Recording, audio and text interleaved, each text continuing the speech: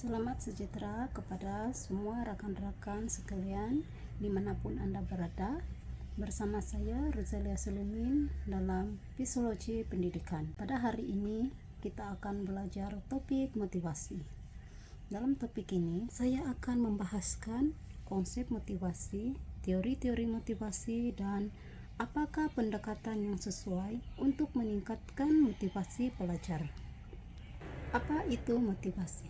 Motivasi merupakan satu dorongan dalaman seseorang, yaitu satu tenaga yang menggerakkan tindakan bagi mencapai sesuatu matlamat tertentu. Namun, menurut Kamus Dewan, motivasi ialah sebagai keinginan yang keras atau semangat yang kuat pada diri seseorang yang mendorong untuk berusaha melakukan sesuatu tujuan bagi mencapai kejayaan.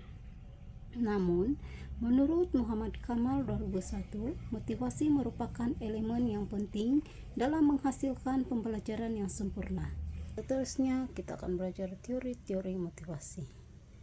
Teori hierarki keperluan, teori motivasi Herzberg, teori motivasi pencapaian Emsland. Teori yang pertama adalah teori hierarki keperluan Maslow, di mana beliau telah mengelaskan motivasi kepada 5 keperluan manusia. Ini merupakan contoh teori Maslow tentang tahap keperluan manusia. Peringkat bawah sekali adalah keperluan fisiologi, di mana peringkat ini haruslah menguasai kelakuan seseorang dan akan berusaha untuk mendapat atau menyempurnakan terlebih dahulu. Keperluan Maslow yang kedua adalah keselamatan. Ini tergolong dalam kestabilan, pergantungan, perlindungan, bebas daripada ketakutan dan kebimbangan. Peringkat yang ketiga adalah keperluan sosial. Ini memerlukan kemesraan, sokongan moral, dan perasaan kekeluargaan daripada orang-orang di sekeliling mereka. Seterusnya, keperluan penghargaan diri. Ini memerlukan kewibawaan dalam menjalankan tugas, dan beliau telah memecahkan keperluan ini kepada 2 kategori, yaitu keperluan untuk penghormatan dan keperluan kepada nama baik. Dan peringkat yang terakhir adalah keperluan pencapaian harkat diri.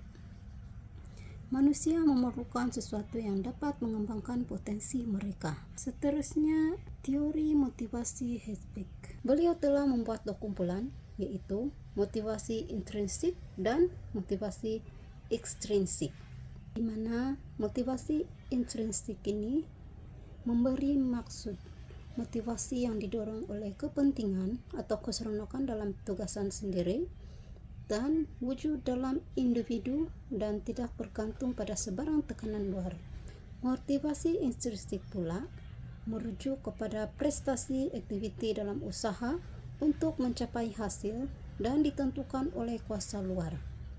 Seterusnya, teori motivasi pencapaian David Emsland.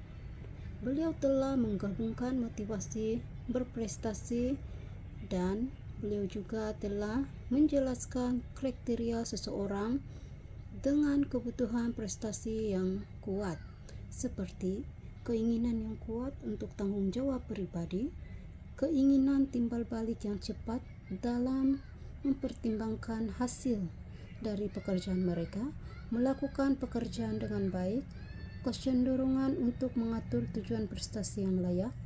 Manusia dengan kebutuhan prestasi yang kuat akan menghasilkan tingkat pencapaian tujuan yang tinggi, suka mengambil tanggung jawab untuk menyelesaikan masalah, menentukan target-target pencapaian masuk akal, dan berani mengambil risiko-risiko dengan penuh perhitungan.